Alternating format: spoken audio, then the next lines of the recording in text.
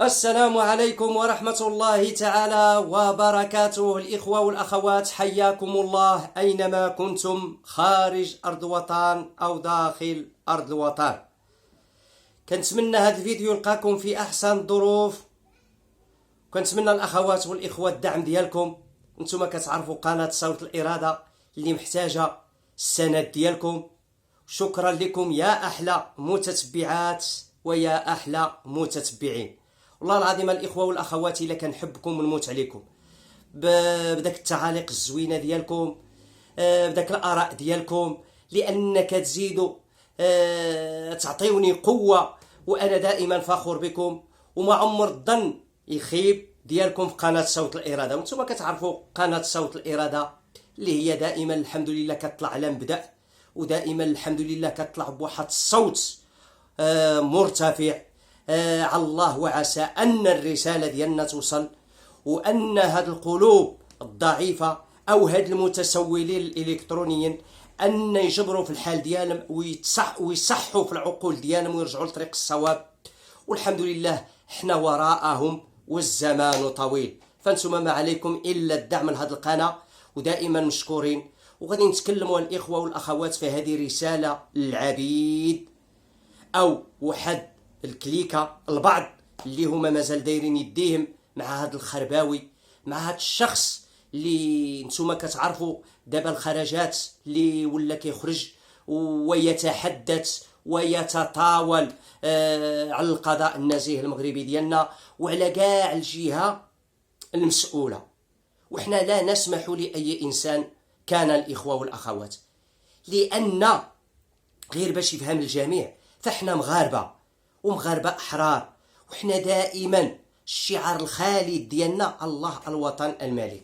حنا راه شوف حبنا في ملكنا وفي الوطن ديالنا، وحنا إلا ما كانوش هاد الناس اللي حاميننا وهاد الناس اللي صاهرين على البلد ديالنا، فراكم كتشوفوا الإخوة والأخوات الفتن اللي هي كتوقع في جميع الدول. ولكن الحمد لله اللي حنا الوطن ديالنا أمين، وكنشكروا لا القضاء النزيه المغربي ديالنا ولا الأمن ولا جميع الناس اللي كيقوموا بواحد العمل اللي هو عمل جبار. ولكن اليوم هانتوما كتشوفوا الشخص اللي كان كيدعى صاحب جمعية ملكية بأوروبا، مع تحية وتحية كبيرة للجمعويين الشرفاء اللي هما كيقضيو حوائج خوتهم المغاربة في الخفاء، ماشي بحال هذا المتسول الالكتروني اللي هانتوما كتشوفوا الاخوه والاخوات.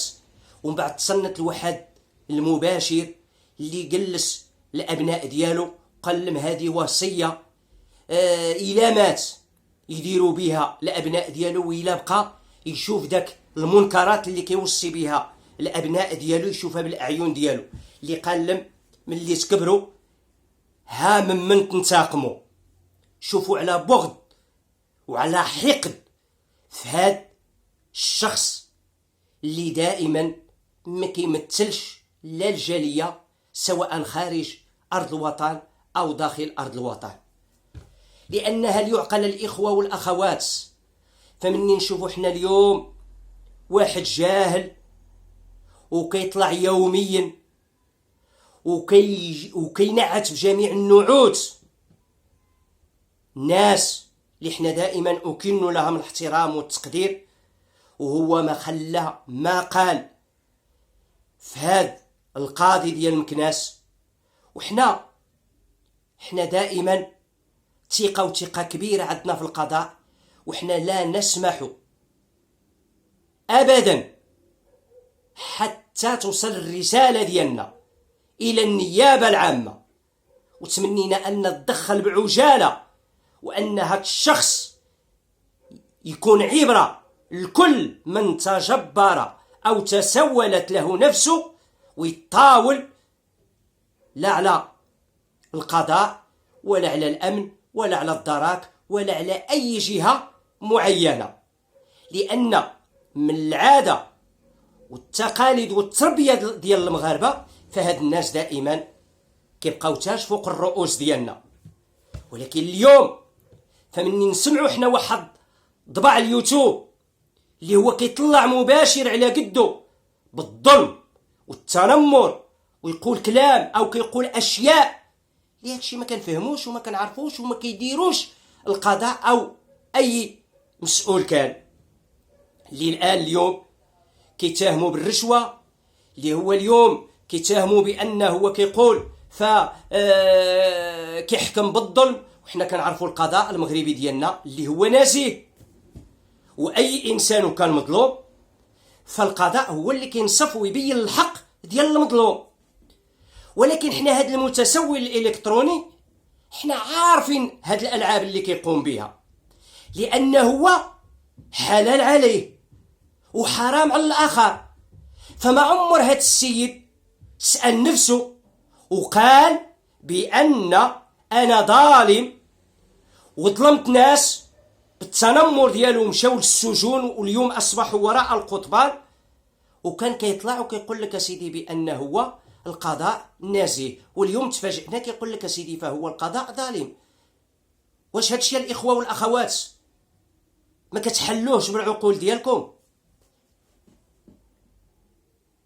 لأن القضاء فملي نصف وخدا هاد المجرم واحد العقوبة اللي هي سنة أو سنة ونصف مقابل واحد الظلم والتنمر لا على محبوبة ولا على مربوحة، اليوم تفاجئنا فاليوم خرج ولا كيضرب لنا في القضاء ويضرب لنا في كثير من الناس اللي حنا دائما أكن لهم الاحترام والتقدير.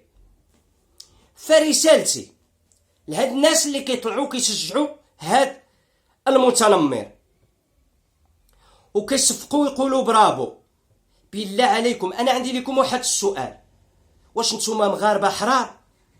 انا لاننا راه كيدخلني شكوك. حنا اللي كنعرفوا المغاربه الاحرار اللي شي حاجه كتمس الوطن ديالنا او البلاد ديالنا ما نقبلوهاش. ولكن اليوم هاد السيد ما بقى عنده حتى شي الموضوع الا كيطلع ويتهم هذا القضاء ويتهم الاسره ديالو ويتهم ويضرب في الاستاذ فتاح زهراش ويضرب في كثير من الناس. اللي واجب علينا احنا كمغاربه شرفاء ان هاد الناس نقدروهم ونحترموهم، لان هاد الناس اللي هما ساهرين واللي هما حامينا واللي هما عاطينا امان في هذا الوطن الحبيب ديالنا. ولكن اليوم فمني نتوما كتطلعوا تصفقوا لهذا الجاهل وان ما تقولوش اللهم ان هذا منكر اللي كيقوم به هذا الشخص، فانا كنقول لكم حسبي الله ونعم الوكيل. بينتوا على الحقاره ديالكم وبينتوا على واحد الطريق اللي كل متجبر او متسول الكتروني الا وغادي ينال جزاء العقاب ديالو.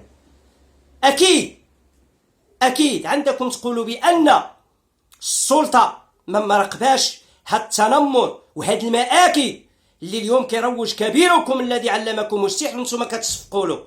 كاين بعض القنوات اللي كيطلعوا كيقولوا سيدي بان هاد السيد عنده مصداقيه. اين هي المصداقيه؟ اين هي الانسانيه؟ اين هي الروح الوطنيه؟ فمني نوليو حنا نشوفوا كسول ان يطلعوا يطاول على ناس اللي حنا كنحترموهم والكلمه ديالهم كتبقى فوق الرؤوس ديالنا. ولكن اليوم وصلنا لواحد المدله، وصلنا لواحد المهزله اللي اليوم كنشوفوا حنا واحد السيد اللي كان كيتخبى لنا باسم الملكيه واليوم اصبح كيضرب لنا في القضاء النزيه المغربي ديالنا. اذا رساله الى النيابه العامه ان وهذا الشيء الاخوه والاخوات فهو راه كيتشاف وكيتسمع. فكنتمنى من النيابه العامه ان ندخل على الخط وان يديروا ما فيه الكفايه ان هذا السيد اللي هو اليوم اصبح في ديار المهجر بغينا شي طريقه لان هذا السيد يتقام عليه واحد الحد اللي هو او اللي هي تكون عبره لكل متجبر او متسول. لان هذا الشيء الاخوه والاخوات فما تنساوش قناه صوت الاراده اللي هي راه كتهضر بحرقه فهاد السيد سلام ما بقاش عنده شي مواضيع، لان ما خلاش جميع الاسر تاجر بها، وجميع الناس تاهمهم وتطاول عليهم وضربهم في الاعراض ديالهم، وناس اللي هما اليوم بدا كينصفهم من القضاء ويبين لهم الحق ديالهم من القضاء. اليوم هاد السيد ما عجبوش الحال، واليوم ولا كيتلاوى على القضاء ويتلاوى على اصحاب البدال السوداء وكيتلاوى على كثير من الناس. اذا هاد الشيء الاخوه والاخوات فهو ما كيشرفناش. فمني نشوفوا حنا واحد يطلع وكيقول سيدي بان هاد القاضي اللي هو كيشد الرشوه، اللي هو انسان ما كيعدلش، فما تنساش الكسول اللي هاد القاضي اللي هو راه ادى واحد اليمين او واحد القسم اللي هو يخدم بصالح البلاد وبصالح الشعب. وحنا دائما الكلمه ديال القضاء هي الاولى وهي الاخيره. عندك علاش ان تطلع وتوسخ لنا بلادنا او تقول شيء من الاشياء على الرجال الشرفاء، كلام اللي ما هواش فيهم، ومن بعد الناس بعد شي قنوات كيديروا او دايرين يدم معاه كيصفقوا وما يطلعوش وما يقولوش اللهم ان هذا منكر. هذا راه المنكر، هذا راه منكر، ولينا كنمشي ولينا كنشوفوه كيمشي على رجليه. البارحة السيد فملي كنا كنطلعوا كننتقدوه اول اسم كيعزل او يسمينا فكيسمينا بانفصاليين.